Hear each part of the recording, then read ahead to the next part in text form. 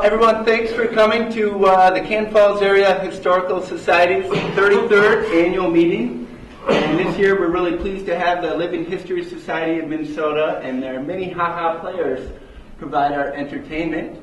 So we're going to hand the show over to them. Afterwards, I'll review kind of updates on what we were doing over the last year, things to come. And then Tom's going to present the financial review, and we'll vote for some new board members, and we'll have a couple closing remarks, and then there's bars and refreshments afterwards. So, all right, thanks for coming, and we'll hand it over. I see your definition of entertaining is very liberal, so we thank you for that. Good afternoon, I'm Mr. Larson with the Living History Society of Minnesota. We're based out of the Twin Cities, portraying civilian lifestyle during the Civil War in the frontier of Minnesota.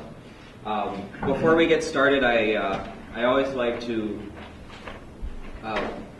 give a few details on what theater was like on the frontier in 1860. Most of us are used to, if we want to go be entertained, well, you can just go down the street to the movie theater and see the finest Hollywood has to offer. Or, an hour up the road, we've got the Guthrie, we've got the Minnesota Opera, the Ordway. Pretty much world-class productions are at our fingertips. In the mid-19th century, we did not have that luxury. If you wanted to see a good show, you had to go to Philadelphia or Washington, the cultural centers of the country. If you wanted really good stuff, you had to go to Europe for that. So what would happen? Somebody would go to Europe and say, I saw this really great show. I think we should do that in the States. So they'd come over here, get a group of people together, and emulate what they saw in Paris or London. And then suppose somebody was in Philadelphia and saw a really great show and said, I think we should do this in Chicago. So they come back to Chicago and say, hey, I saw this really cool thing that I think we could pull it off. Somebody from St. Anthony is in Chicago on chance and happens to see this show and say, ooh, this is really cool. We should do this at home. And much like a Xerox of a Xerox of a Xerox of a Xerox, it changes, degrades, one might say. It's not the same thing that you had originally started out with. Theatricals in the mid-19th century, especially out on the frontier, also were a home entertainment. We didn't have the internet, TV, Netflix, nothing like that. If you had a dinner party, your guests were expected to be prepared to entertain the assembled collection of people. So you would get to the point where dinner would be done and somebody would say, I believe you have a theatrical for us.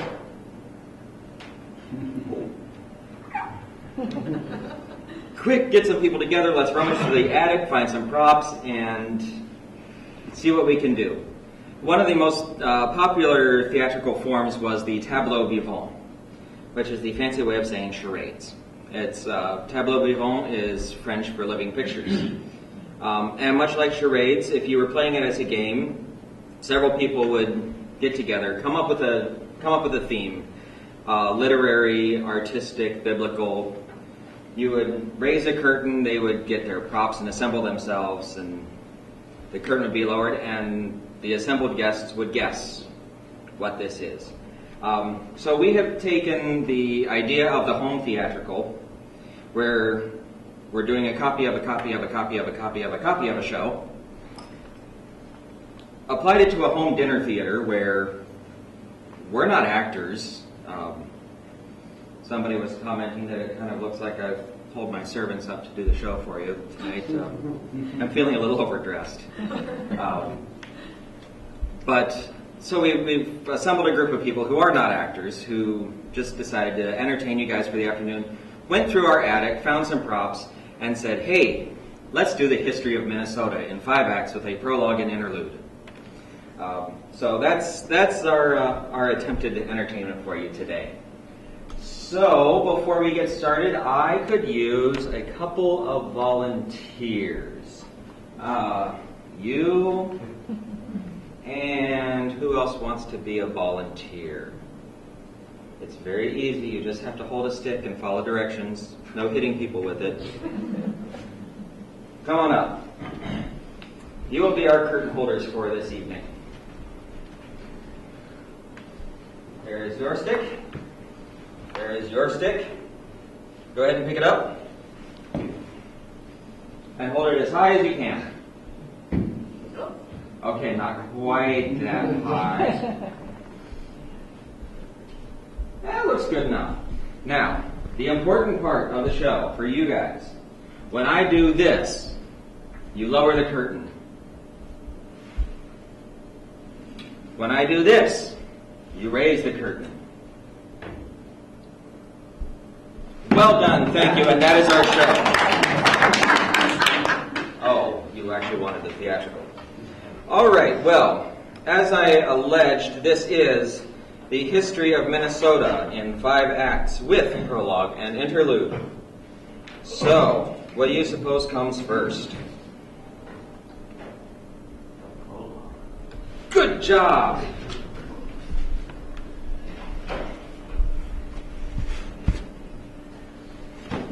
Ladies and gentlemen, the prologue.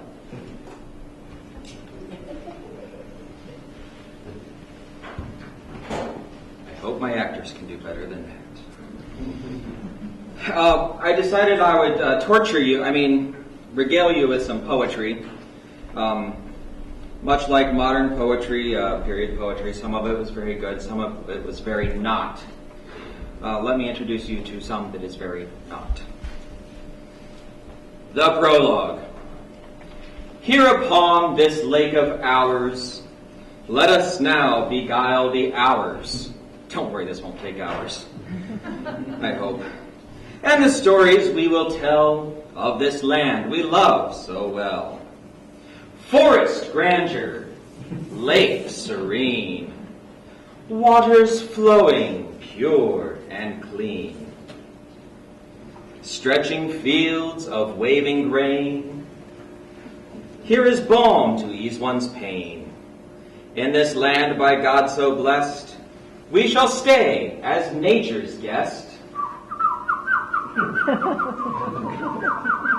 Listen now, relate will we, Minnesota's history.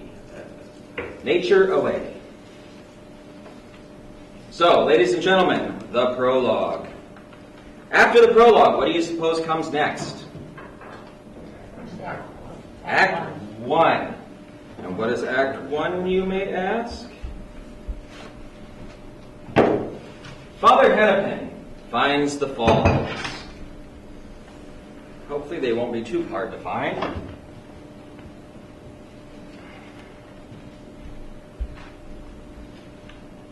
One of the first esteemed explorers to our region was Father Louis I. Hennepin.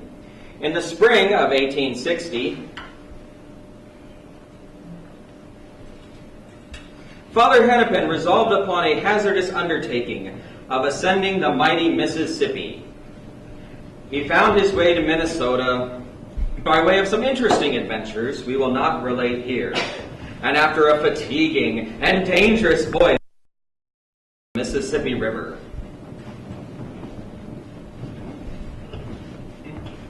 Come on, Father, you can do it! You can do it!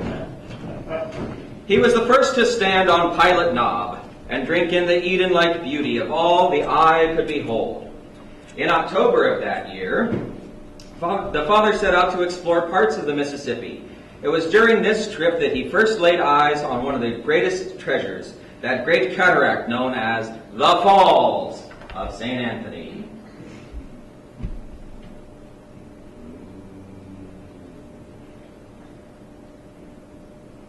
It must be winter, the falls are moving slowly. Father Hennepin was kindly received by several Indian tribes who had not yet learned his hostility to the whites. And during his brief sojourn, he was surprised by the arrival of a party of French fur traders. In the month of September following, they all bade adieu to the lovely land. leaving it for others to profit from their discoveries and becoming rich partakers in its golden fruits. That's a really bad joke.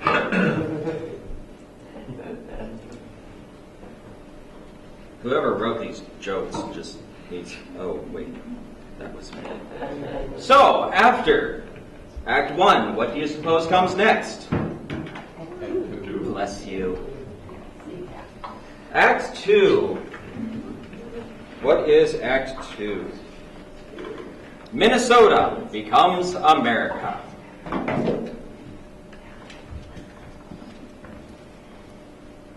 Now, this is somewhat complicated and may be hard to follow, so don't worry, there will be a test afterwards. After Father Hennepin, there were a great many explorers and adventurers who sought passing through this land. So many, in fact, that it would be of intense boredom to list them all here. One only need to look at the names of the counties to perceive a roll call of the very finest of men whose feet have passed this way. France had first earned rights over Minnesota way back before the Good Father. But during the French and Indian War, she decided to take desperate measures to keep these lands away from England. In a secret treaty, France handed all of the lands west of the Mississippi over to the Spanish. When England won, they were slightly frustrated to learn they had only acquired the Canadas. A few years later, France received the lands back, and all was good. And then Napoleon entered the scene. After he was finished ransacking the continent, he was a bit broke. The new country of the United States of America stepped in, and President Jefferson bought the land for a mere pittance. The Northwest Territory was born. President Jefferson knew that he needed to make the American presence known in the newly acquired land, so he sent those intrepid explorers, Lewis and Clark, as well as Zebulon Pike, out to explore the wilds. They had the added goal of removing any remaining English and French hangers-on. This was America, and that's the way it would stay.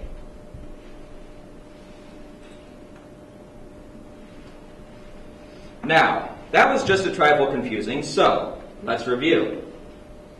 First, France controlled Minnesota, then she gave it to Spain, who gave it back, so that Napoleon could sell the whole thing, lock, stock, and barrel, to Jefferson in 1803. Got it? Good. You're going to be doing this show next, so remember that. Alrighty, so that was Act 2. What comes next? Anybody? Nope. We allege that this was 5 acts with prologue and interlude, so we are going to have the sleeping interlude because all this history is boring, so let's have some more poetry, shall we? Oh, this was actually written by somebody who knows how to write. The Sleeping Beauty, from the Daydream by Alfred Tennyson. Year after year unto her feet, she lying on her couch alone. Across the purple coverlet, the maiden's jet black hair has grown. The slumberous light is rich and warm, and moves not on the rounded curl. The silk star-bordered coverlet, unto her limbs it doth mold, her constant beauty doth inform, stillness with love, and day with light. She sleeps, her breathings are not heard, in palace chambers far apart. The fragrant tresses are not stirred that lie upon her charmed heart. She sleeps, on either hand upswells the gold-fringed pillow lightly pressed. She sleeps, nor dreams, but ever dwells, a perfect form in perfect rest. a perfect form in perfect form and perfect rest.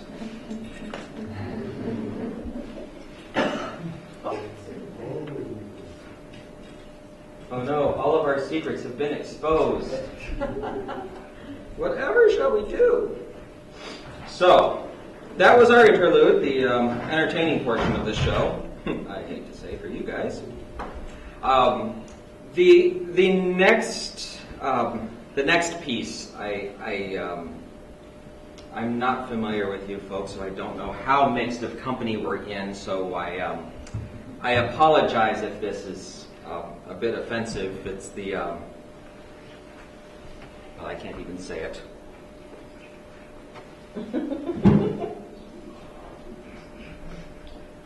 We are going to conceive of Fort Snelling.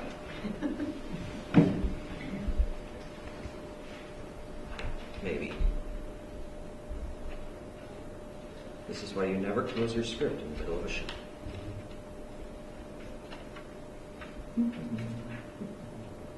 Was that it? Oh yes, the conceiving. From Father Hennepin passed much time and many things, much of which we will relate here. The shout of the hunter and the whoop of the warrior resounded o'er the bluffs. The noble river remained unrippled, save by the red man's paddle, until a defense of the frontier was found expedient. The present site of Fort Snelling was selected in 1817. It was a very in-depth process. The present site of Fort Snelling was selected in 1870. It was named after its first commandant, and Lake Harriet, a beautiful transparent sheet of water, after his heroic and inestimable wife.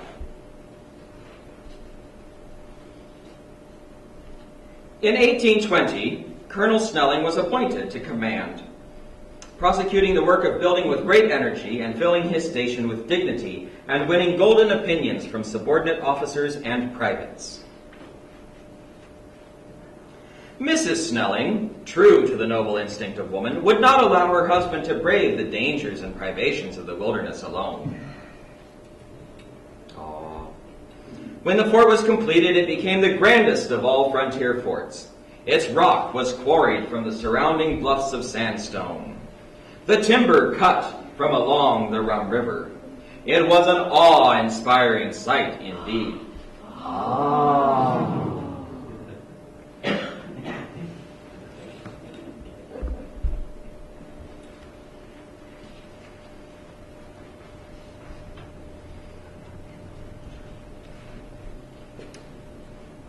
Now we come to the most important part of Minnesota. Not Fort Snelling. The seasons. Now, how many seasons do we have in Minnesota? Anybody? 4? I only count 2. Exactly, winter and road construction. But some people say that there are actual real seasons. So we will explore the seasons of Minnesota. Let us ruminate for a time on that which makes our state stand apart from the others. It gives her that special character we all know and love. Yes, you love it. To do this most effectively, I will quote from 3 contemporary writers writing home about living here.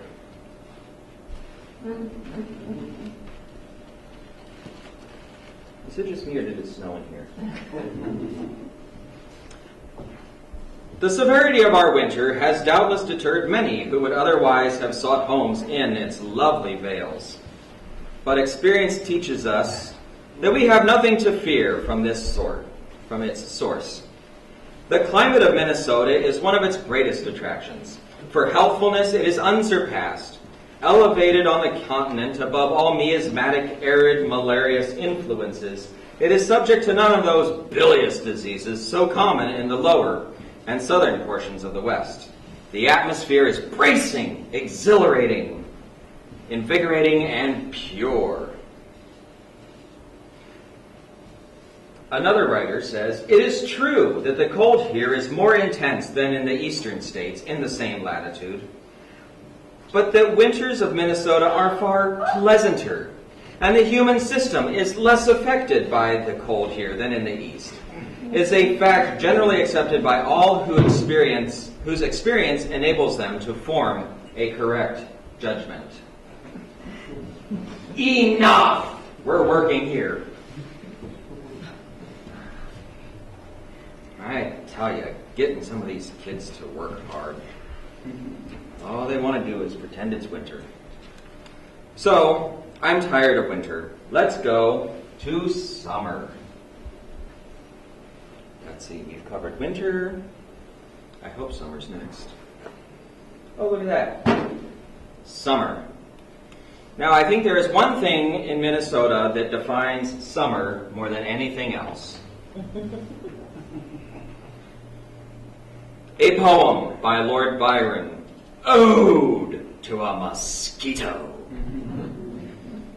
Fair insect, that with thread-like legs spread out, and blood-extracting bill and filmy wing, dost murmur as thou slowly sailest about.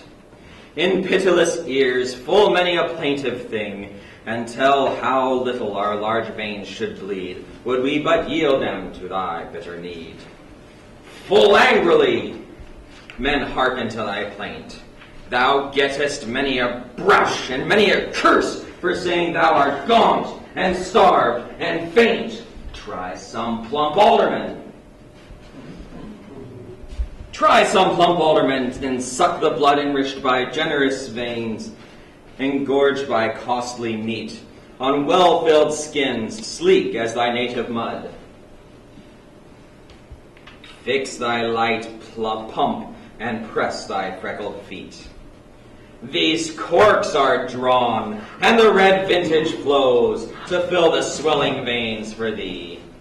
And now the ruddy cheek, and now the ruddier nose shall tempt thee, as thou flittest round the brow. And when the hour of sleep its quiet brings, no angry hand shall rise to brush thy wings.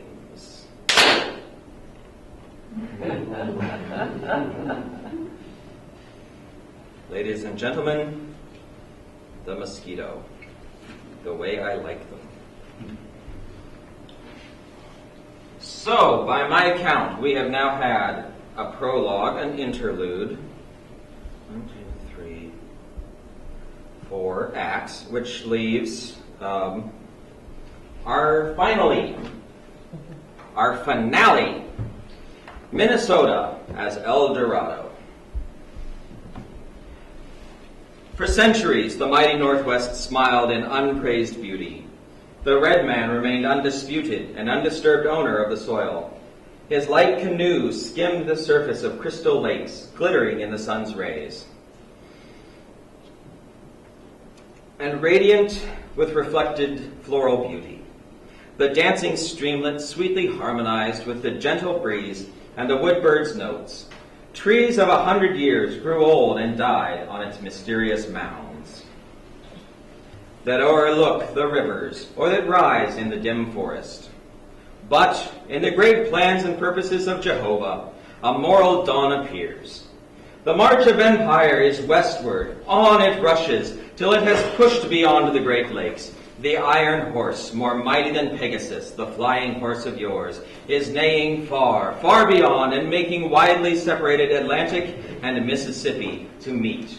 Richness and beauty increase as we approach the interior, as we stand upon the banks of Earth's noblest stream, surrounded by the flowery plains, the rich undulating prairies, and natural parks of Minnesota, the El Dorado of the world. In the first gush of enthusiasm, we exclaim, Eureka! Eureka!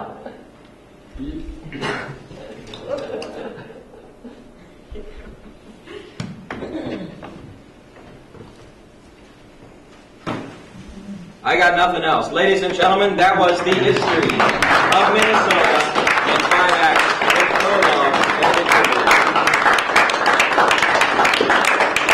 I would like to thank our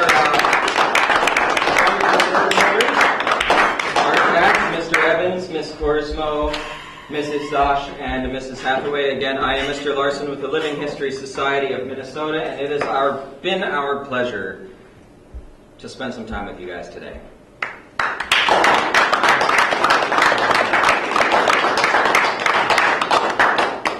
Now, if we just had a plow for this, you know.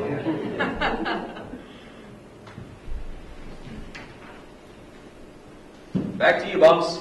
Well, thank you guys. That was fun. And thanks everybody for coming here for the annual meeting. I really had a fun year at the Historical Society. Just yesterday, had some relatives from the person that built the P.A. Peterson building on 4th Street come in, and they asked me what my favorite thing about the Historical Society was. And really, it's just being able to meet great people and learn about their past and share with them about our heritage. And in the last year, we had 750 plus visitors, and that's actually up from the previous years by a couple hundred. So our hours have changed a little bit. We stayed open through the winter time, and that helped. And we have a lot of repeat visitors. You know, we serve all sorts of different age groups, from really young to people that have been in the community with us for a long time. And just also yesterday, I had a little girl in with her grandpa, and she was ecstatic when she found a picture of her dad in the yearbook. And her grandpa was on the phone with her dad, and they were on their way out of the museum, and she yelled, "Dad, you made it in the historical museum!" So they were on their way out, but the dad decided he had to come by and see how he made it in the historical museum. And I found out it was just in the annual, but it was fun to meet him. I hadn't met him before. It was the Griggs family. You know, one of the other things that we do that I really enjoy is helping people research their family's past, and we get some, people that do genealogy. Sometimes I'm able to help them more than others, and sometimes, we just don't find much, and I end up learning more about their family history, and I can write it down and record it for the future.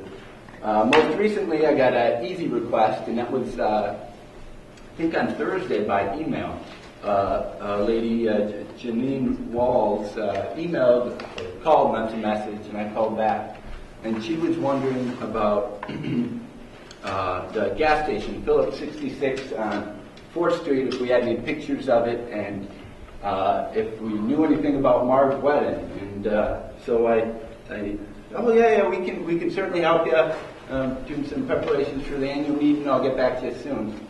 And so I dug up a couple of pictures, and turns out, Marv Wedden's ancestors or descendants live elsewhere in southeastern United States.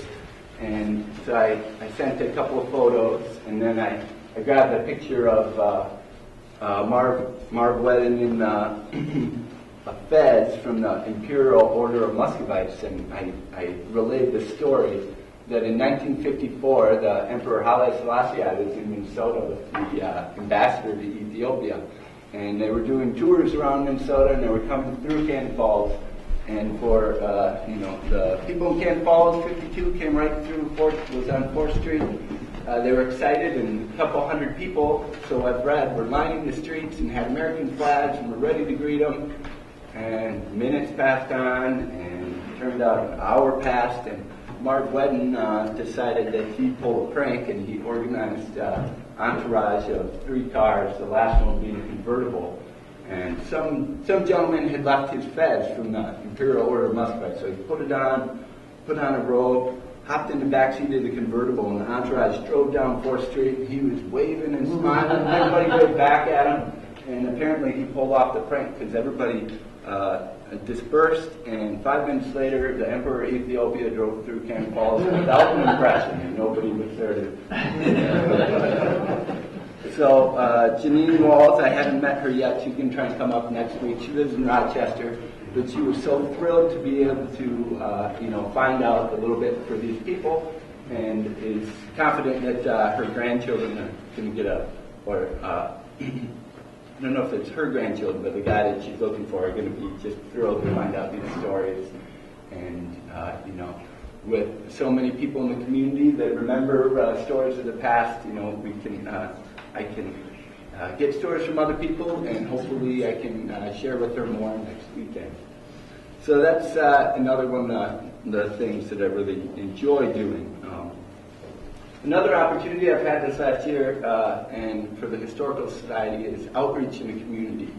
And so I was invited to speak at the Rotary Club about our upcoming oral history program, where we're going to videotape residents in town and try and record in video and just oral histories of Cannon Falls residents. And some of the oral histories that we have from the early 1900s are some of the most valuable resources myself and researchers and residents have to learn about our past.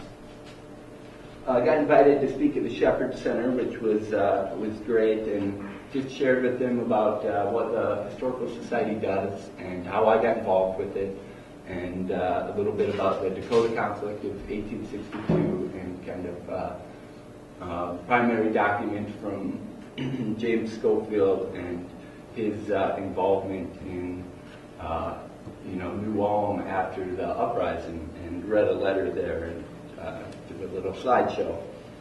Had the opportunity to go provide a trunk show at Angels Care Center, and also every year the Historical Society goes to the elementary school and speaks, and that's a lot of fun, bringing a bunch of things. We also did a bunch of group tours this last year. St. Paul's Lutheran Church came through, and that was their first group tour. And the kids at the Lutheran Church School were ecstatic to be there. We had the Tuesday Club came in. Tuesday Club helped get the Historical Society up and running. So it turned out that their Tuesday Club meeting was on Valentine's Day. So we set up a Valentine's Day exhibit at the Historical Society and pulled out all of their old minute books and set up displays especially for them. And then the Cub Scouts and Tiger Scouts came in, and I was unable to lead the tour for that one, but Steve Dablow, who's sorry he can't make it today, he says hello, he's out on vacation. He and Ryan Foster, the boy that works in the office at the museum, gave them a tour, and they had a great time. And then had the opportunity to have Shar and the Goodhue County History Affiliate quarterly meeting, and we had a little tour of the museum and got together and talked about the Goodhue County Passport Program, which happened this last summer, and hopefully we'll do it again next year, where if a person goes to each of the county museums and participates, they get a stamp in their Goodhue County passport, and then they send it in. And Charlotte, when was it? Just a few weeks ago that we had a drawing on the 22nd of September. Yeah. And we had two winners, one from Lake City and one from Pine Island. Great. It was a lot of fun meeting people from around the county, coming in and sharing with them about Cannon Falls. We also get a lot of tourists. It's not all locals. A lot of people from the bike trail, and that's so much fun to be able to tell them about our heritage and our history, and really everybody that comes in really enjoys the museum. We had a few open houses. It's kind of hard to organize special events and get people to the Historical Society, but when there are ready-made events happening already, we've been really successful at drawing people in. Last year, Pat Anderson, the Chamber of Commerce, invited us to do Deck the Falls, and over the course of the year, a number of people had asked about this Kroomkaka iron that we had. So we did an open house and made Kroomkaka and did displays, and my mom made some rosettes and served some other Scandinavian food. And so we're going to do that again this year, and we're hoping that we get even more people. We had about 50 visitors for that. We had an open house on Memorial Day, which was not very busy, but this year we're going to do it again. Memorial Day parade. It was by the museum, and Vince Cockerill, a local resident with a huge military collection. He's going to be opening his own museum soon now that he's retired. But he's agreed to bring in part of his collection and curate an exhibit, and we're going to open that up on the Memorial Day weekend. So hopefully that'll be a big draw. 4th of July parade passes by the museum, so 2011 we did our first open house for that. This year, 2012, we had 75 plus visitors, which for our little museum is amazing, and it was a lot of fun. We also, there's Gunder Eddie sing-along over at the Episcopal Church, so we brought in, Gunder Eddie's Purple Heart and uniform and displayed that. And so that was a successful open house. Other things that are new, we've got a new brochure that's ready to send to the printers and send out. We're planning to do 3 newsletters a year. We sent out a little mini version just with the invite here, and so that one was only 2 pages, and we're going to hopefully get them out in January, May, and September. And so we're going to need help with that, and that's going to be a lot of fun, a good way to stay in touch with the community and keep them updated at the Chamber of Commerce. And then last year at the annual meeting, we announced that we are going to do some renovations to the museum, and I think the Goodhue County Co-op Electric Roundup program for starting us off on a fundraising campaign, they donated $500. Well, we were going to do just a very bare bones, rip down the wall, fix the carpet, and do a couple of things just to accommodate the groups of 30 students that come in and make it accessible for wheelchairs and whatnot. But after more careful consideration, we decided that we have more needs than that. So in a couple of weeks, the board and other historical society and community members are going to get together and come up with some more finalized plans and try and set some dates and get that going. So really excited about that. And there are other events that are kind of in the making, but and plans and grants, but it's as a volunteer-run organization, it depends on how much help we can get, and we really need a lot of help. There were some frustrations over the last year. We wanted to, build a float for the 4th of July parade, and that didn't end up working out, and a couple of other things just because for lack of volunteers. And we have a talented artist that's done mural work in other parts of Minnesota that wants to work on putting some historic photo murals on some buildings in town. So that's kind of on the plate as well. That we're going to approach City Council, and already went and talked with Southeastern Minnesota Arts Council about grant money.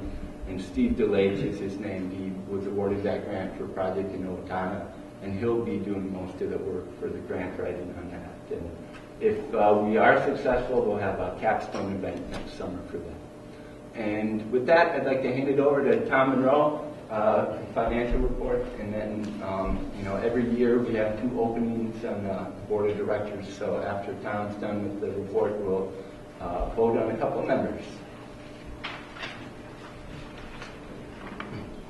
And he gets to explain all the fun stuff. I get to explain the money. Actually, this year was a fairly good year for the museum. I don't know if anybody needs a sheet, if everybody's got one. I got some more I can hand out if possible. Just to kind of get an idea of where the museum's at. Anybody else need one? You need one over there?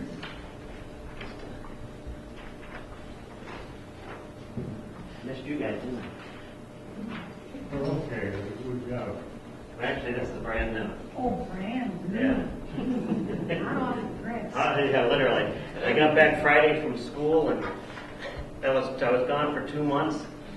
So I come back, and they said, "There's a meeting Sunday," and I went, "Oh yay!" So I threw all this together. Hopefully, it makes a little sense. Bottom line numbers: we have $22,746 in the banks. One's a CD, and then 2 checking accounts. Out of that, we started the year at 24,546. So we basically spent about 1,800 more than we brought in this year. Under the expense categories, obviously the two salaries we have for Zach and Ryan take up a large chunk of that, and then the phone and internet services we have there is the other large chunk.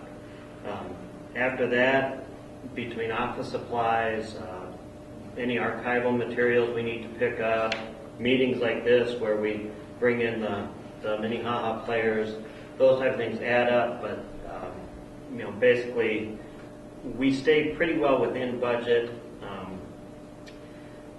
The city again gave us a $4,250 grant to use. We had $443 in book sales this year. We brought in over $2,300 in membership money, and another about $1,500 in donation money. The CD we have actually comes due next month, so as the board members will sit down and figure out what to do with that and how to proceed with those. Those are what I have for numbers. I don't know if anybody has any questions on these. Be glad to answer them. Bottom line is we're starting this year with $22,746.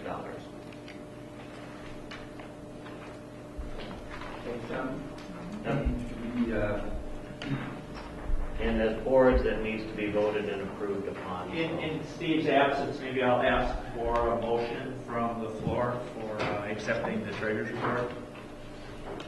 I so moved. From Joan, and a second? Second. From Dick. Any discussion? All those in favor, please signify by saying aye. Aye. Opposed? Treasurer's report. And I guess while I'm here, we can get our new members. First of all, I'd like to thank the Risties who have, how many years?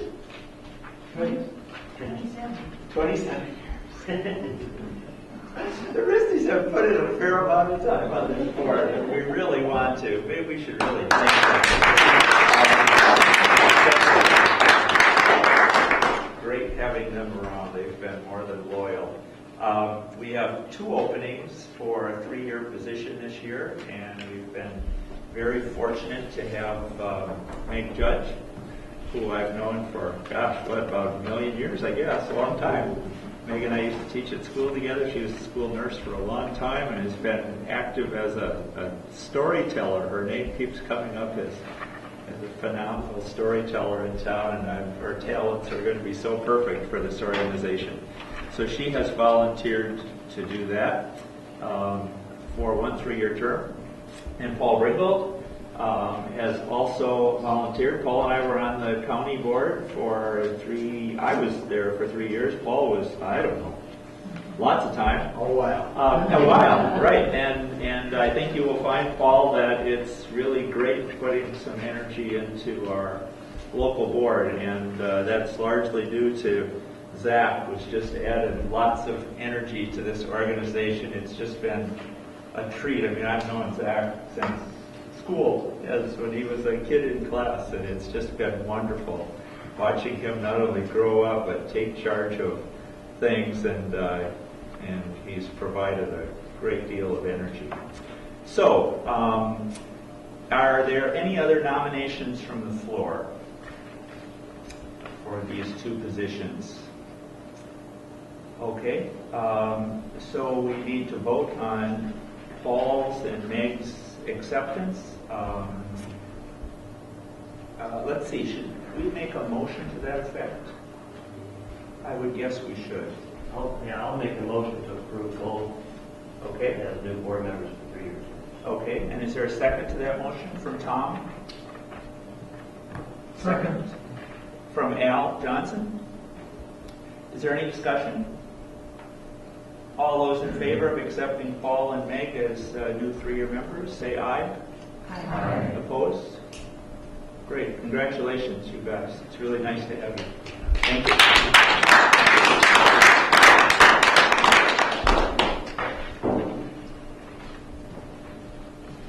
Great. Well, we're staying on track with time here, which is great. There were a couple of things I did forget to mention. You know, I think I communicated one of my favorite things at the Historical Society is the sharing part of the job. And the collecting and preserving part I'm learning a lot about. And this last year we had, 10 new additions to our collections. And some of them were really neat, and some of them are, more just kind of help for research in the future. And I just brought in two things that I thought were kind of special. And one here is a hand-carved bowl out of spalted elm by Dean Poe, which is pretty neat and beautiful bowl. And another one, Gerald Williams, who was the son of Doc Williams in town, came in and he got talking, and we went to the military records that we have that Mr. Johnson had worked on doing in the late 80s and early 90s, and his picture wasn't in there, so I got his email, and he sent me some details about his military service, and we got him in a book. And then he came in again and donated his, his dress navy blues, a bunch of stories to go with, his service. And he's actually living in Northfield now, and he donated a book that he wrote called The Genesis of William Sound, which is really neat. He grew up Cannon Falls boy during the Second World War. When the people that could work on radios and electronics were off in the service, he had learned a bit about it just because his dad got him a little electronics hobby kit when he was 12 or something. So he spent the first few years of the war effort going around and fixing radios for people. And when he decided that he was going to join up, his dad, Doc Williams, talked him into joining the Navy to maybe be able to use some of his intelligence instead of actually being, on a field fighting. And so he wrote this little book, and it's kind of how his boyhood experience in Cannon Falls led him into the Navy, and how that led him into a career where he developed this really neat technology to make it so. And it started with people that were hard of hearing in church, couldn't hear the sermons, and he developed this technology for speaker systems so hard of hearing people could hear the sermons. And the business, he did really successful, and he retired. He and his wife had said, when we reach this age, we retire no matter what if we can afford it. And he sold his business, and so it's been a real privilege to take him to new collections and meet him. And then all I have left for a couple of special thank yous, especially to Joan and Roger for their service on the board, but also as society members. One of the other donations we got recently was a copy of the Chronicles of 1976 history book. Well, we still sell those at the museum, but this one was special because it was signed by all the committee members that wrote the book, and Joan was on that committee. And it's a picture of them all in Windy Acres hanging out, and so that was pretty neat.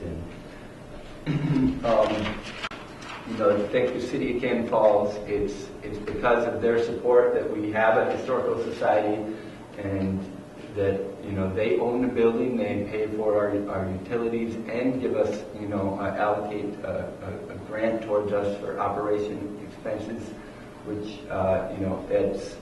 it's just amazing how lucky we are as a historical society to not have to be too stressed about the day-to-day details of paying the bills. And we really thank the City of Cannon Falls.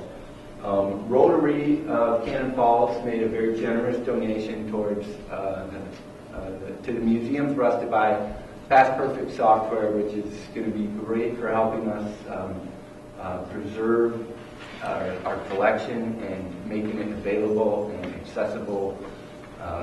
And it's going to help us develop our online presence. And when researchers come in and say, I'm looking through this and this person, once all the data is entered, you can type it in and find it right away rather than how we do it now. We just go through books and search for names page by page, which works, but it's not ideal. And so another very generous donation is from Soul Fisher Collision, and Soul Fisher Collision is a new the collision store in town was bought by a new guy. He's not living in the community yet, but plans to move down here. And Mark Norton decided to do this really cool promotional thing where he is giving away free hot sauce, and he put a picture of the fire of 1887 in Ken Falls on the top, and on the bottom it says Ken Falls Area Historical Society. So not only did, as a new member of our Chamber of Commerce, make a generous donation to our society, he's also giving us free promotion all over town, and he's giving us hot sauce here. Anybody that likes it is welcome to have some to take home with them. And they can taste it. Yeah, they can taste it too. Goodhue County Co-op Electric, again, I'd like to thank for getting us going on a fundraising effort for our renovations. Bill Bramer has done a lot of volunteer work. He put a bunch of hostas in, mulched the sidewalk on the side of the museum, mowing the lawn, and our neighbor Mrs. O'Brien offers us her lawnmower to mow the backyard, which is when I started for her, which has been so convenient. Although people do get a kick out of seeing me push the old-fashioned time that doesn't have a motor. And I'd like to thank Mark Mason and his video transfer business for transferring some of our media into digital formats at a highly discounted rate. We just got a bunch of slides in the mail from Lori Svedberg from trips to Cannon Falls students in the late 50s and early 60s, the trips to Washington, D.C. So he's agreed to transfer these to us. We'll transfer them all. I'll pick just the ones that we think we want, and he gives us a great discounted rate. So thank him. Thank the Living History Society of Minnesota for coming down, and also my friend Katie Willis, who is an architecture student, drew some interior plans of the museum, which are going to help us in our process of remodeling, kind of get us on the road there. I actually have a lot of people to thank, but at this time I'd just like to say, thank you everybody for coming on Sunday afternoon, and we've got some snacks courtesy of my mom and my sister, so thank you. And feel free to get out and have some coffee and snacks,